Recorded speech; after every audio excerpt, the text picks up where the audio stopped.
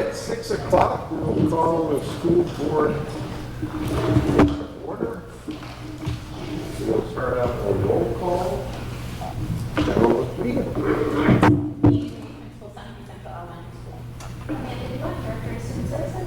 John Lois, Assistant Principal at Thumping Middle High School. Sean Lane, Principal at Thumping Middle High School. Student Representative. Linda Tanner, School Board. Amanda Spears, School Board. Louise Lozak, School Board. And school board. Russell Lane, Superintendent. Kelly Wilson, Business Administrator.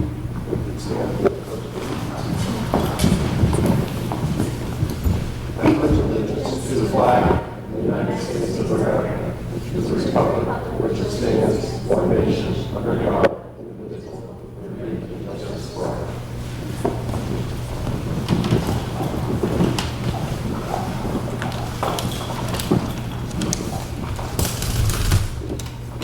For a motion to approve school board meeting minutes, the minutes of April 1st, 2026.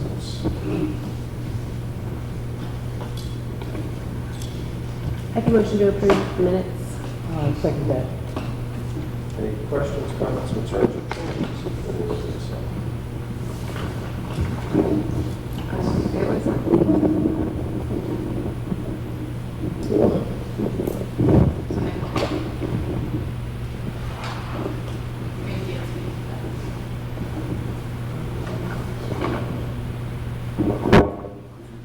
Did the rest of you get them? Right? Okay. So if you didn't get them, we can just hold off and push them in that one if you want.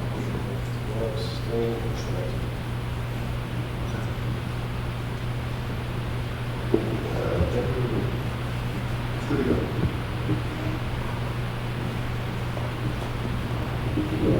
Public forum, of course.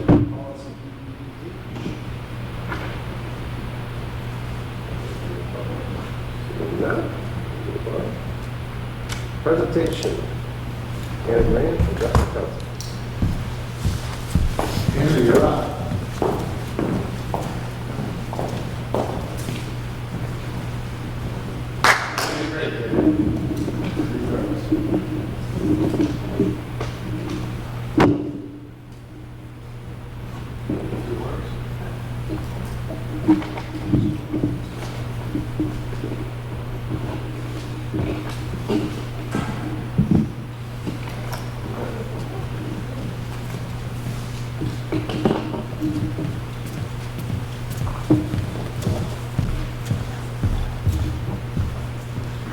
Hi, I am Hannah.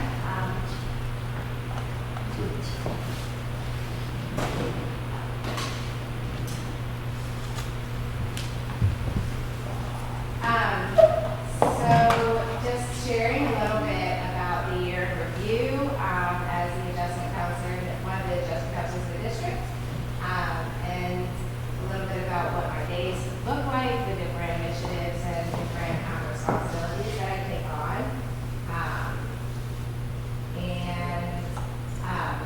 Trying to kind of chunk it as to what the priorities are is actually kind of a little bit tricky because this is such a broad job. I sometimes find myself in so many different pieces and parts of the school and the community.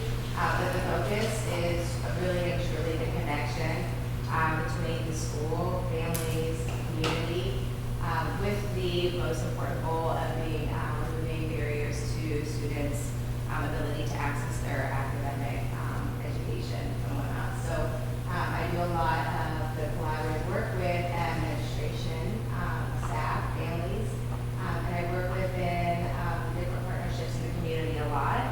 And so I'll talk a little bit about that, but that's just kind of a chunk of it. And a little bit about what I do day to day is more specific here. So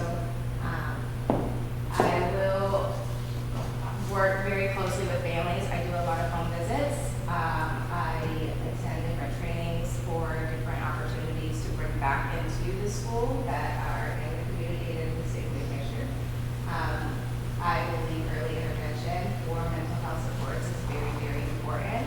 And so focusing on ways that we can get access and support to students on the tier 1, tier 2 level prior to crisis is really, really something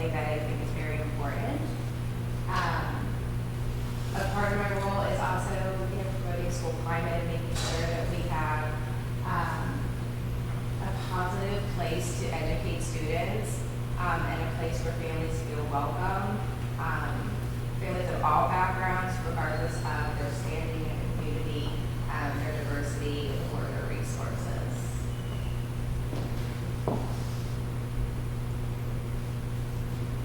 In terms of how the adjustment counselor works within the student focus, I do a great deal of short-term counseling. This does not necessarily need to be within the IEP-driven goals, but I also do that. This can be, executive functioning, resiliency, regulation strategies and skills, all down to checking in and, hey, how are you doing? How are you sleeping? What's going on at home? Working with students who have instability at home and just being their person that they know will always be checking in and making sure that if they need something, a snack, their sneakers, that they're constantly being seen and that somebody is there beyond the teacher in the classroom.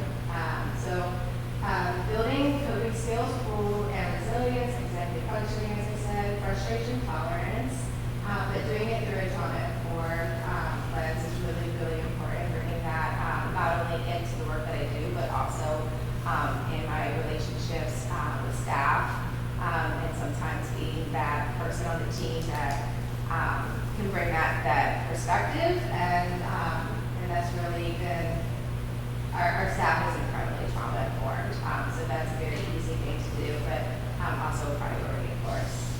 As I said, Can I interrupt a minute?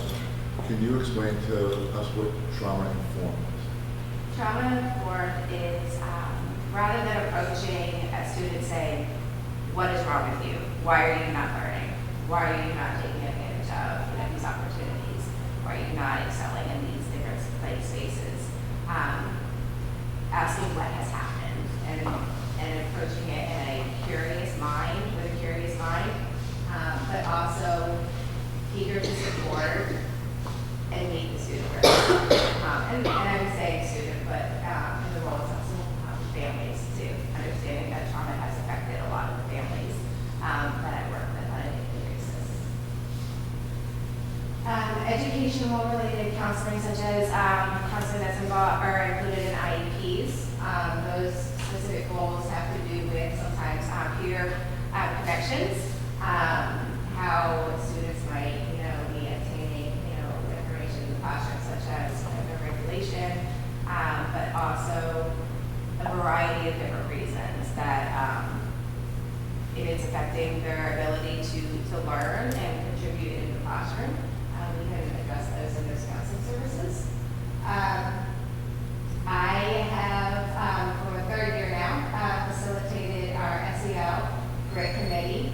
We do call it the GRIT because I feel very strongly about the term GRIT, but also getting ready in teams. So it is a committee that is designated for creating small group opportunities for all learners, and that is where we work on a lot of those skills that are listed up.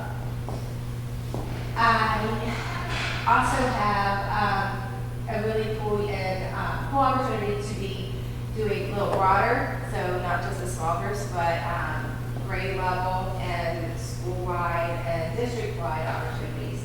And one of the programs that I am most proud of and excited to talk about today is the participation with life skills from a general education standpoint. So within this, I spoke a little bit last year, if you remember, about a snack club program that is funded by Mary's Food for Thought, and it is an opportunity where they fund all of the needs for normalizing the access to snacks at the elementary levels, especially.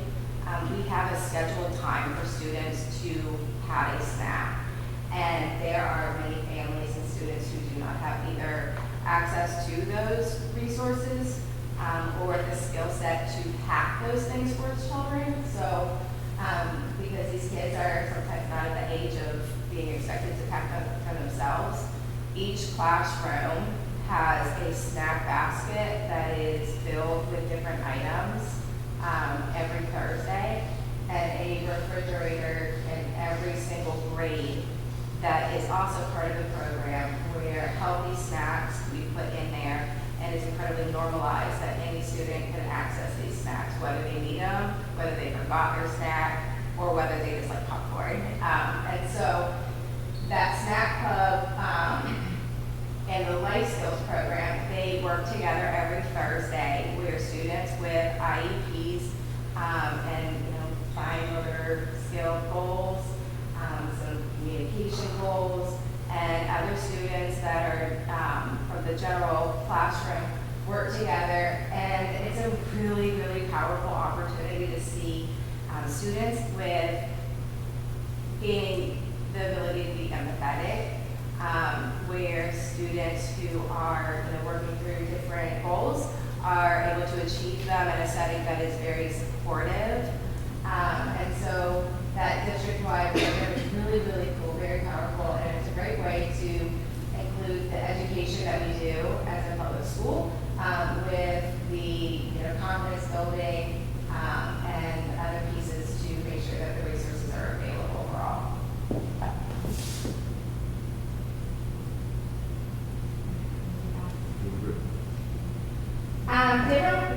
Different ways of home and community collaboration that I am involved in. I am the Kenny Bento liaison. That is a federal program, for most of you that are familiar, that works with families and students that are experiencing housing instability. So I work very closely with building principals and administration, but also with the family. Obviously, housing is incredibly tricky in Sunapee, but anytime that there is a situation where that, oftentimes I am involved in arranging transportation, but also the resources that are also obviously unstable in those situations as well.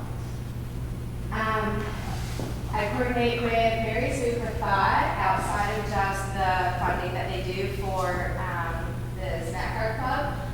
They also have brought their meal bag opportunity to the school during school months on a monthly basis, and that is completely vetted by the adjustment counselors, and it's completely driven out of the building. And so I get a really neat spot in seeing how Mary Super Thought does that, but also having it during the school months is really important as well. Mary Super Thought does the summer stuff, as most of you guys know, but having it during the school months is also a great help for these families too. Working with free and reduced lunch support, and then I have the labor locker resource as well. Sometimes there are situations where I get to sit with families, and those with some digital literacy barriers get to work through some forms and help create portals and renew medicated staff and other support services. A large part of the work with in my role is collaborating with DCYF around concerns. Anytime a student shares something that is reportable, not only that, but also the follow through of how to support and ensure safety, stabilize the situation, and make sure that that all the proper people that should be involved are.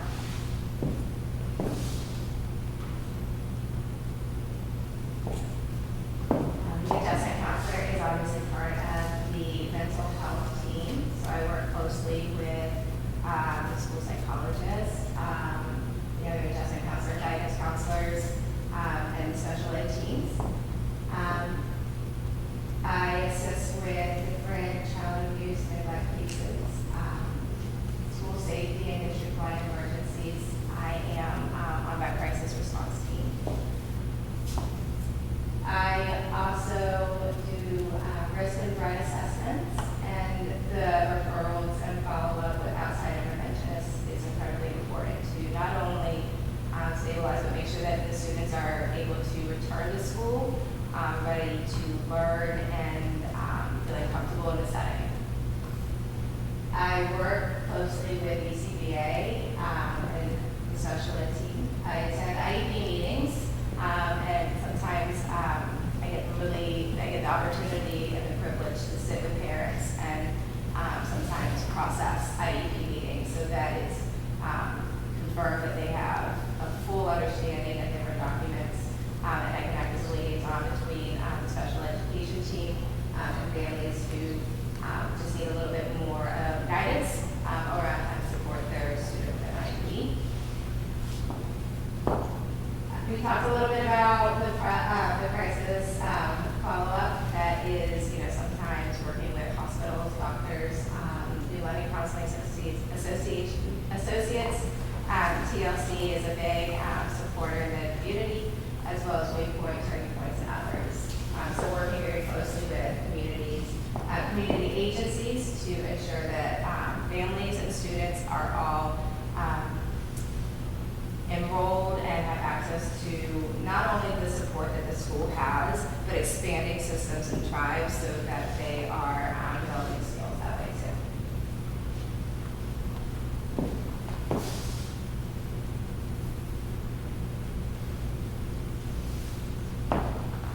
School community engagement and support. It's just really, we have such a special school, and we have so many creative thinkers, and so it's been really, really neat to get to do this part of the work. So the Laker Locker was up and running in August, fully stocked. We provided winter essentials for 31 students, which is significant in a school our size. And when I say essentials, I mean boots, socks, gloves, hats, beautiful jackets that are not like, this is New Hampshire winters, and these kids are able to fully enjoy their recess and their winter activities and the different sports that they want to do with equipment that is going to keep them warm, which is just, that's a huge number. Different ways that the Laker Locker is involved in the community is working with different teachers for field trips. An example would be the spring stretch and the different needs that have come up for families within that field trip opportunity. Seasonal clothing needs beyond just the winter gear and the school clothes. We want our students to be able to participate in summer camps. We want them to be on directly soccer teams. We want them to be able to perform in the same capacity and confidence as all students do in band performances, like with a tie and things like that. So we get to do a lot of that, as well as just families in crisis when there is nothing. We have been able to just literally pull out an entire wardrobe for a student at a time. So it's been an amazing experience so far. We also have a student Christmas shop, and this was really cool. This was our first year doing this, and there was a lot of materials that came out of Laker Locker donations. The students were all given an opportunity prior to their lunch to come in and shop with their class, where there were picture frames, dish towels, coffee mugs, stuffed animals, posters, all different items that were given in by the community. And the students, there were twinkle lights and soft music. It was just a real, very, very cool opportunity where they just had that moment of really feeling like they were shopping, with no price tag, of course. And they meandered through and met two very amazing volunteer women who supported and assisted them wrapping gifts. And they were all then sent home with the children before Christmas break to give to their siblings, their grandparents, their parents. And so just a way of being able to support caregivers with limited funds, but allowing the students to have the confidence and the ability to give is an incredible opportunity and skill for them to have too. And then another opportunity I want to share is the Halloween costume swap. We did a Halloween costume drive and had a small crafting and refreshment event And over 27 students were able to get a Halloween costume at no cost to them. And so very cool, different opportunities that are all reaching, not only the student, but supporting the caregivers as well. And these are all first year events that received really great feedback, and I believe will continue.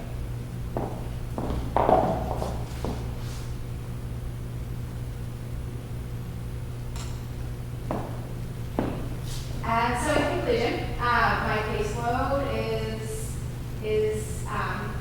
50 plus throughout the year. That includes not only the small group, the IEPs, the check-ins, the families that I work with. Sometimes the support is minimal, and sometimes the support is significant, but I work throughout that. Doing the small groups, promoting social, emotional, behavioral, and academic success always. Providing the crisis intervention and coordinating student support services. Always going to go back to my job is to support and assist removing barriers so that the students can access their education and academic setting at full capacity.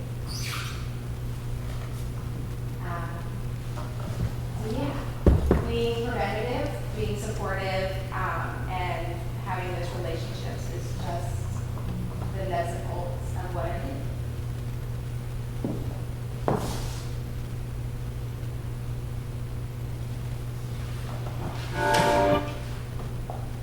So shy.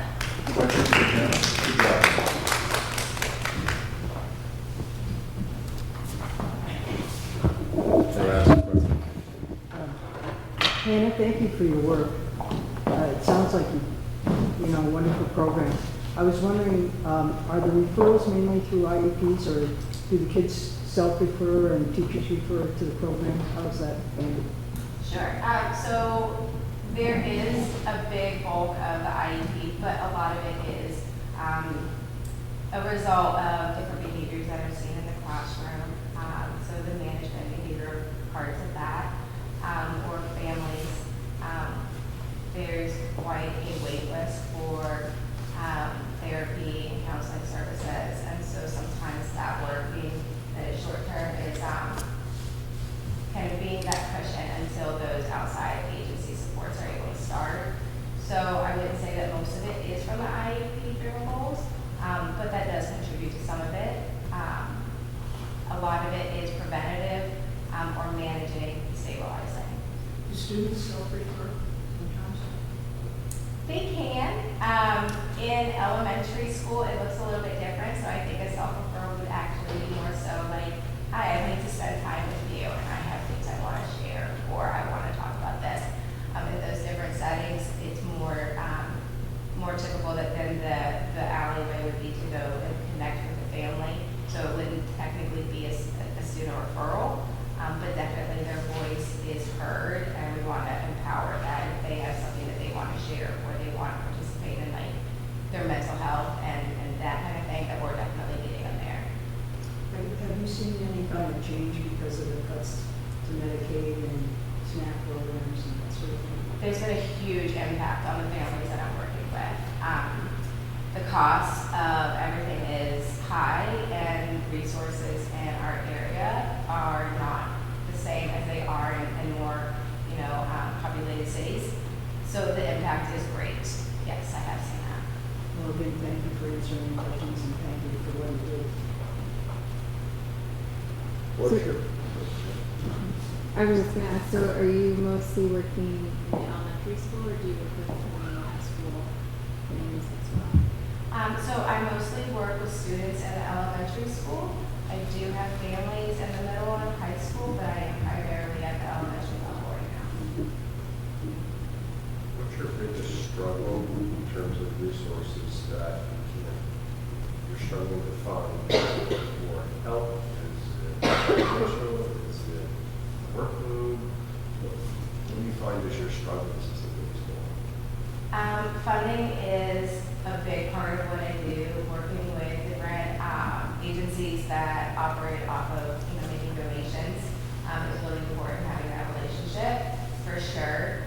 But there is oftentimes where you just can't simply find a size 16 snow boots, you know, and this is to be purchased.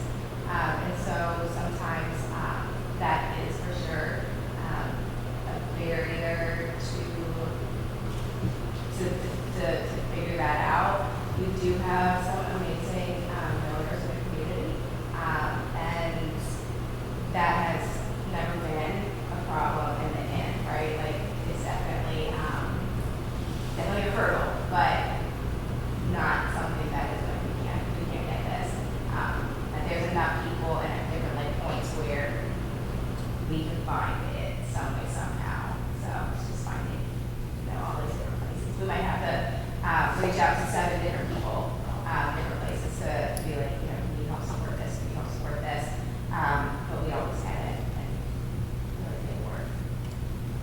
So I'm assuming we're looking at 50 bucks a piece load. It's not, some of this I'm trying to get out to the public as well as you might have some students that it's got a very specific small need that you can help, or other students who can take up a lot of your time and resources throughout the week. So the total of the 50 can vary between those weeks. For sure, absolutely.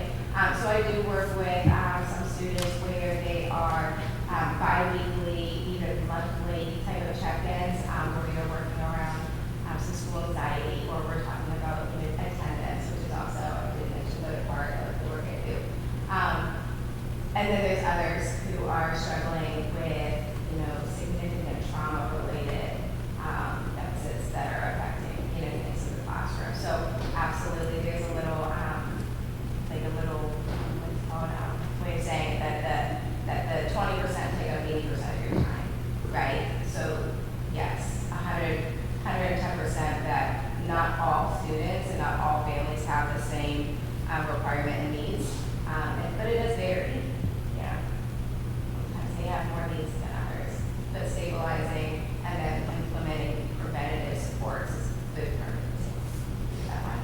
Is there anything from our boards, with policies and procedures we have that you find that are detrimental or not assisting with the needs that you would like, or anything that this board can do to better?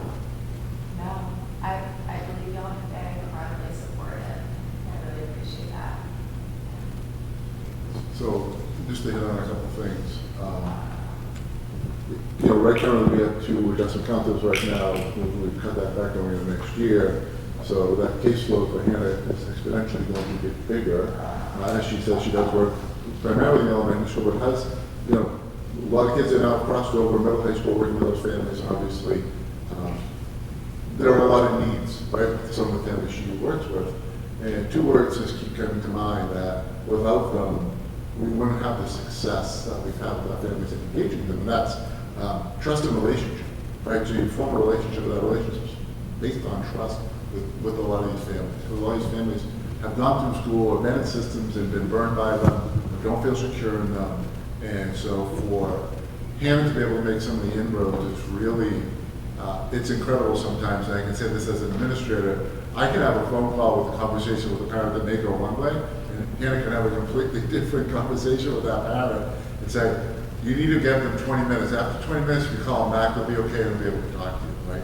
Because that's that trusting relationship that they have with you. So we're really looking forward to seeing what Hannah has done, but in seeing where she's going, because she keeps adding new things and more support to our families. Hannah's also been a full-time student this year and is finishing up her degree. And what that will allow us to do eventually is be able to bill for her hours through Medicaid, which is something that's going to be really, really instrumental for us as a district to be able to have that capacity. It's exciting. Good job. What's a bad weather?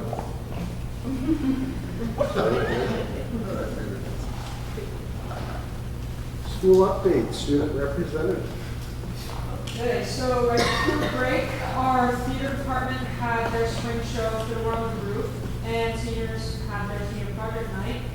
Now SAT scores were just released for juniors and AP exams, so there's 2 today, I know that. And juniors are starting their senior project next year. And then Student council is working on field day prep. And after that, it's last day and graduation. Always exciting. That went by really quick, didn't it?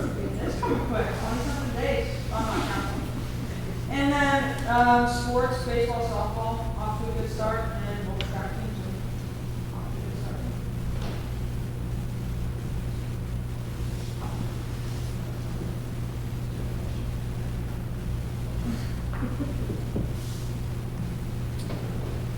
So you got to wear some pretty jewelry at the game. Necklace around your neck. Oh, yeah, hold on, Jane, Jane. You know, do it again. It's on the lake. SCES. evening. We had a very productive professional development day in April. We spent time working on our vision statement for the elementary school. So in groups, our staff looked at a variety of different vision statements and reacted to them, indicating language that they wanted to see incorporated into our vision statement first as a school, and language that maybe didn't seem reflective of our goals. And so we had some things to react to then work on some wording and developing a mission statement, a vision statement that is more reflective of the work that we do at the elementary school. So we're working on updating that. Also on our professional development day, we engaged in a training titled From Balanced to Structured, Understanding Shifts in Literacy Instruction. So we were working on coming to a common understanding together as a staff about literacy instruction. People have had all sorts of different trainings, and we're trained in reading instruction at all different stages and phases of the science of reading. So it really helped to kind of give everyone, here's where we're at in 2026 with the knowledge and research that we have.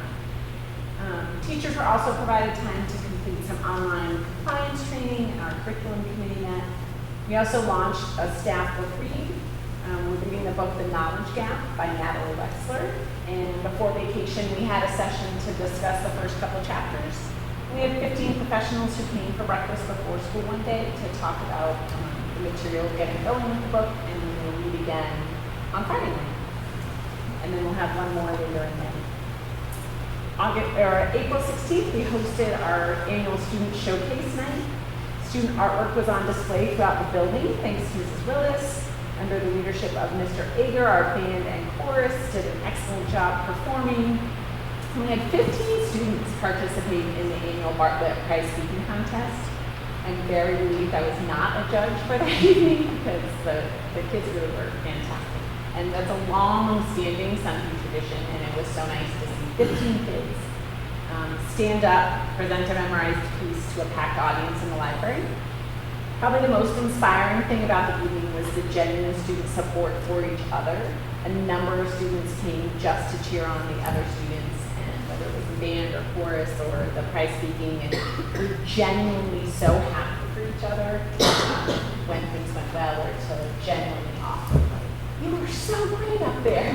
So that was really, really fun to see. With so many families in the building that night, we took advantage of the opportunity to get feedback from parents about our vision statement. So parents were asked, when my child finishes grade 5, I want my child to be, to know, and to be able to. And we had a station where parents could submit their input. And we had a wide variety of responses that were really interesting. We also followed up with an online Google form for all parents so they could have some more time to think about it and make contributions. And then today at our staff meeting, we looked at that input from parents and are working to incorporate that and hopefully have a new draft of our vision statements.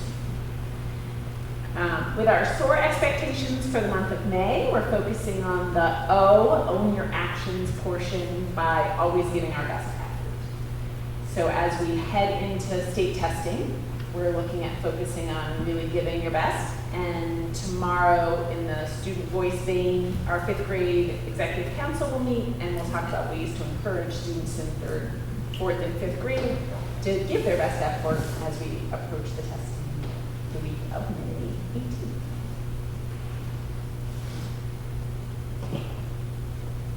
So is this year going by slower or If you said it was March 6th, that sounds about right. I had something the other day, someone said, you know, we need this by 5/12. I was like, great. And then I said, that's next Tuesday. So yeah, it's not by really fast. But it's kind of really good. Just like just yesterday, we were walking through the principal down, and she's ending the season.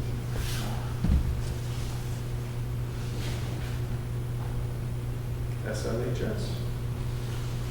Well, Taylor hit a little bit. It feels like testing. So the kids, you know, we had SAT testing, we had the middle school SAS testing, so they were all for a better part of the week. All the 6th, 7th, 8th graders were doing testing, and now we're getting advanced placement testing. So it's kind of, as you heard Mr. Cooney last, you know, at the last meeting, there's a lot of testing that goes on in April and May. The good news, particularly for the middle school, is they're on the other end of it now, and they get to see their structure next week. So the 6th graders will go to Nature's Classroom, and the 7th graders will go on an overnight hike, and the 8th graders will go to Gettysburg. So we'll, you know, test and then go have some fun. So there was something on the end of that. For them, the student council had a lock-in. They made a fair amount of money. Again, I'm always, I guess, pleasantly surprised by how many kids after a full week of school sign up to come in for another night of school. It's not, I know it's not school, but they're in the school. So that is nice. We have prom coming up next Saturday as well, and we're pushing forward. You know, we've got the seniors. We met with the seniors today to talk about graduation. We intentionally do not do that until after April vacation. So, you know, I've talked to a few parents, like, when stuff coming out, it's like we're talking to them this week, and then we'll send stuff out. But it's right around the corner for them, and like most of our senior classes have had a good run.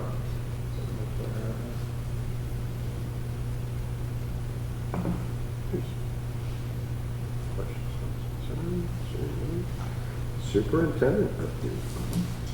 Thank you. As Sean said, testing for students, for administration, it's evaluations, and evaluations. So a lot of times spent finishing up some of the evaluations for my administrative team, who've had an excellent year and continue to just meet and surpass a lot of my expectations that I have, and do a lot of things that you folks, that just happen every day, whether it's buses or lunches or it's just amazing some of the stuff that gets done day to day. And again, I'm very fortunate to have the team that I have around me doing the work they do to support the kids here in this building. So I met with Brenda, and I get to meet with the who are they? They are the Master Planning Committee for Route 11, NHDOT, municipality. On the first week of June, they're going to, this has to come to the Southie Town Safety Committee, they're going to put, not temporary, sort of a skinnying of Route 11 from Veterans Field down past the bank, past Lower Main Street. To just study that for about 24, 48 hours to see what people do, how they react, some bump outs in the crosswalk. Again, just to sort of narrow that stretch of road. Big piece is to try to get people to slow down during that section of road, also to improve the safety with the crosswalks. So we met with them today and just looked at what they're looking to do. If you folks have been on, I think it's Route 4 going out towards Salisbury, you notice there's a 4-way stop sign. There used to be a 2-way stop sign by the country store out there. And I believe they talked about one in Leominster as well. So one of the things the state's looking at across the state are, instead of putting traffic lights, let's do these studies, see how we can slow traffic down, and then does it make sense today to put 4-way stop signs in? Just change the traffic path. One of the reasons why I talked about today not doing that initially or just temporarily, because once you do it, it's hard to go back. People get used to what you're doing, and the traffic pattern shifts, and it shifts again, and you end up confusing people and almost creating more havoc than you want to create. So first week in June, or first week Monday in June, look for a little bit of a different look as you come down Route 11. And then lastly, and I'll talk a little bit about more and some of that open enrollment. We've been open enrollment for a year now. Senate Bill 101 failed the House floor. About 22 or so Republicans flipped their perspective on that a couple of Tuesdays ago, which laid the bill on the table, if you will. Doesn't mean it's dead, it's on the table. There is another version of the bill, HB 751, I think, that talks about setting up a commission to study it. Legislator Linda knows this, but anybody has a tendency to put these amendments in, I won't say non-germane, but these amendments into bills, and they put them on the floor the day of. So that is going back to the House, I think, next week. Full Senate tomorrow, and then I think the House the week after. So open enrollment has stalled, I guess, I would use that word, but it's definitely not dead. And we'll see what version comes out, or if it comes out this year, or it does go to committee and potentially moves out further. And outside of that, just staying busy, cleaning up some loose ends, looking at some hiring processes that we need to take on, and then again, just getting ourselves ready to, as folks said, we're really now thinking about summertime and next year. And it's one of our summer plans we're gonna need to get done. You know, what is opening up school, like PD for next year, all that kind of stuff, and starting to line on.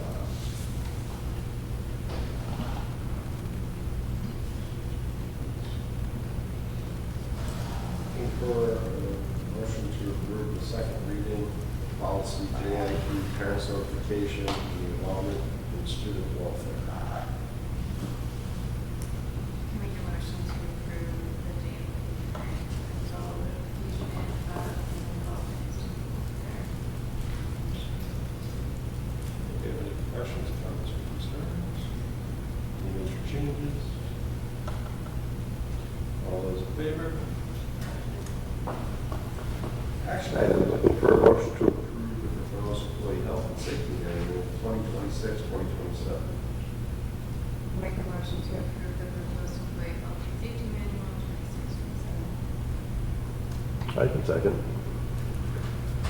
Anything Rush jumping out with? Just, so that's by statute that needs to be approved, updated and approved by the board. Is there any major changes? No, not necessarily. So that's, I think kind of talking about this the other day, I think there's a 5-year review on that.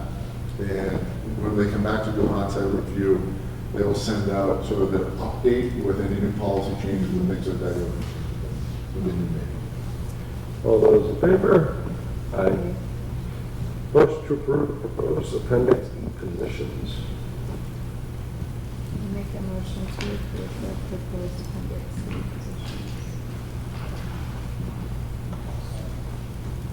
Questions, comments, or concerns? Seeing none, all those in favor? Aye. Aye. Motion to approve the proposed Goshen tuition agreement for 2026-2027. So before you make a motion, can I just add a little insight here for you? Typically, we've done the Goshen tuition contract year by year. 3 weeks ago, before the enrollment was laid on the table, I contacted Goshen and contacted Gordon and said, hey, not only where open enrollment's going, would you like to do a multi-year agreement? And both said they were very interested in doing that. So I'll bring you back to the language in the current HB 101, SB 101. It said, tuition agreements that are currently in place will still be honored. So our tuition agreements are year by year by year. So that means once this year's up, if open enrollment in place, all those kids would have been eligible necessarily for open enrollment slots that may be open in our school district. What I've expressed to our tuition towns is I would honor tuition agreements and ensure tuition agreements are at capacities before allowing more open enrollment students in our capacities. And so both are interested in multiple year contracts. And so if it's okay with you folks, if you approve the contract, I'd approve it for 2 years because that's what you set your tuition rate at. And they know that tuition rate. And so just saying, hey, we're going from 26, 27, 27, 28. And so it's a 2-year agreement. And they, again, she was, Nan was going to her board, I think this week sometime, was going to ask them the same thing. So if you just want to approve the agreement, and then I can add years later to it if they decide to go 2 years, there won't be any changes other than the dates that are in the agreement itself. With the tuition, but also the tuition for 27. So that's already in our policy on our website. They already have that information. Okay. What's in there is what they're giving. Yeah. And so that's up to them on what they do. I see. I'm just really changing the date from 26 to 28 instead of 27. I'll make a motion to approve the proposed Goshen tuition agreement for 26-27. Any questions or comments? Concerns? All those in favor? Aye. The motion to approve the proposed teacher resignation. Make a motion to approve the proposed teacher resignation.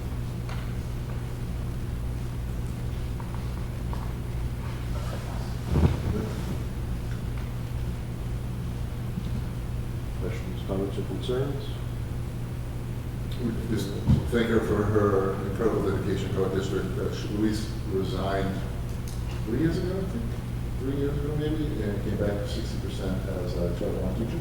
And has decided maybe she would like to be full-time with that. So good luck to her, and we thank her again for everything she's done. Are we gonna fill? We are advertising currently to refill the position. Part-time, and that's typically the way to do the plan. All those in favor? Information item. If I could, I too would just like to echo Mrs. Nichols' contributions to that elementary school.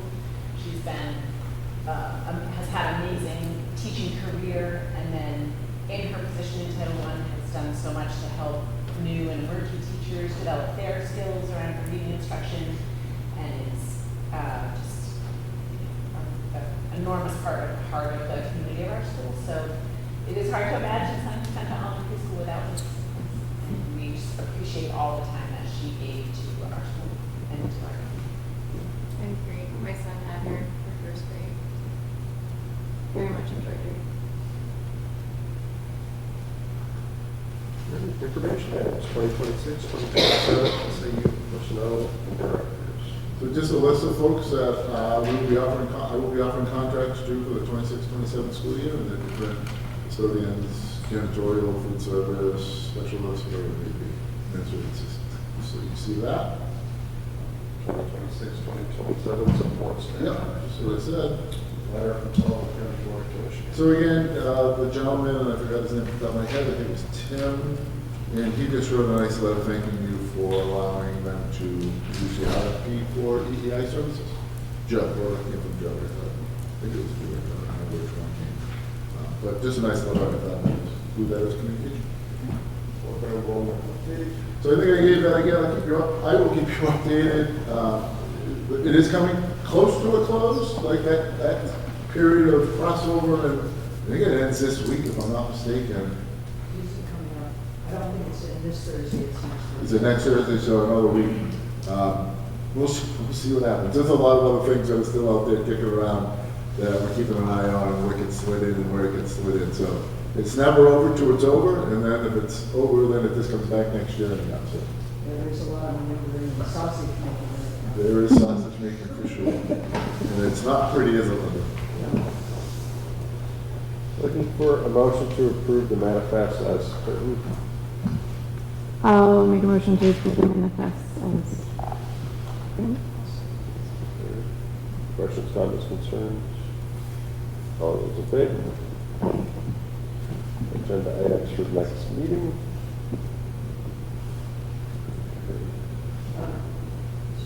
I just, this week is Teacher Appreciation Week, so I would like to mention that I appreciate, and I'm sure the rest of us do, the effort and commitment that the teachers at Sunbeam make for this school and make it as good as it is. Thank you. Thank you, Linda, for reminding you all of that. We have been celebrating with Taco Day and pastries and cookies, and they probably gained 5 pounds this week during Teacher Appreciation Day. So maybe next week will be Health and Wellness Week, Well, right? next week is the SPTO teacher. Oh, there we go. So it's pretty great down at 22 School Street. Thank you very much. We will be going into non-public, and we will close from there. So we will adjourn from that. Do you want to walk through one? Someone make a motion to go into non-public? Make a motion to go into non-public. You were going to go promotion, compensation of public employee, discipline, and such employee investigation, any charges against an assisted West employee, effectively has the right to attend a meeting, request that meeting. Second by Ed. Roll call vote, please, Ed. Ed, yes. Elise. Elise. Ed. Yeah. You're a non-public.